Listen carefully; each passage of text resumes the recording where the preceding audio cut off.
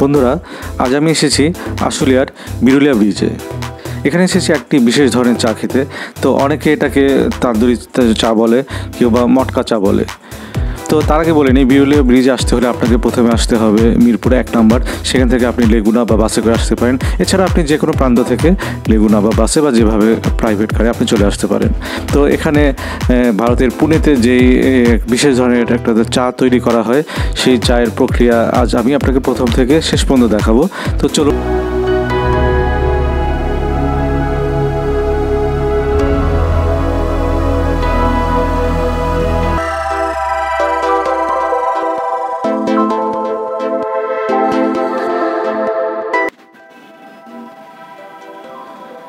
তো এই যে প্রথম একটি ড্রাম দেখছেন, এখানে কাঠ দিয়ে কিছু মাটির পাত্র পোড়ানো হয়।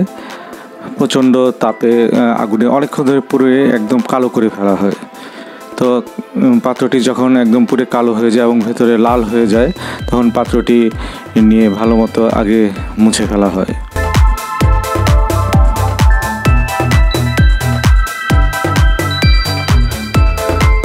তারপর সেই পাত্রটিতেই আগে থেকে বানানো চা ঢেলে অনেকক্ষণ ধরে সেটা তৈরি করা হয়। তো যার ফলে এর মধ্যে যে একটি মাটি পোড়ার যে একটি স্মোকি ফ্লেভার আছে, তা এখানে তৈরি হয়।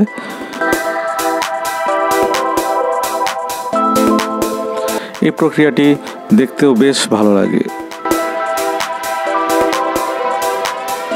দেখা যায় এই মাটির এই পিতলের যে পাত্রতে যতটুকু চা বানানো হচ্ছে, দেখা যায় 3 থেকে 4টি পাত্রর প্রয়োজন হয় পোড়া পাত্রের।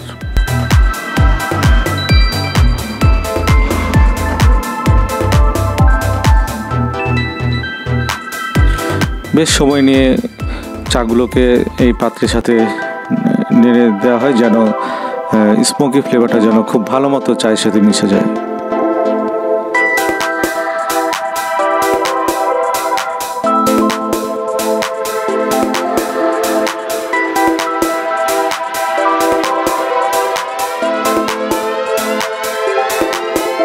তারপর চাগুলো ছোট ছোট খুব সুন্দর মাটির কিছু পাত্রে ঢালা হয়।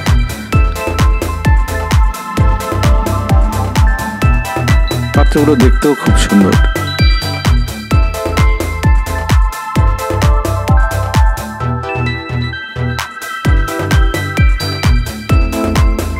এরপর চায়ের মধ্যে মালাই ব্যবহার করা হয়।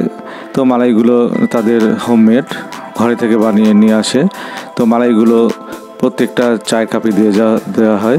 তো যেটা আসলে তান্দুরি মালাই চা, সেটাতেই শুধু মালাই দেওয়া হয়। আবার একটা আছে শুধু মালাই ছাড়া। এরপরে গুঁড়ো দুধ মিশিয়ে দেওয়া হয়। তারপর বিভিন্ন ধরনের বাদামের মিক্সড দেওয়া হয় এবং সাথে কিছু তাদের আরও সিক্রেট কিছু মশলা থাকে। সবশেষে খুব সুন্দর করে চাটা পরিবেশন করা হয়। চাটা দেখতেও খুব লোভনীয়।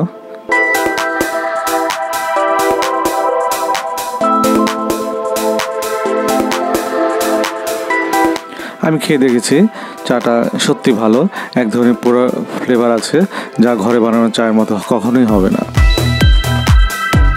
তো বন্ধুরা, আপনারাও সময় নিয়ে যে কোনো দিন যে কোনো সময় চলে আসবেন। আশা করি খুবই ভালো লাগবে। তো আজকের মতো বিদায়।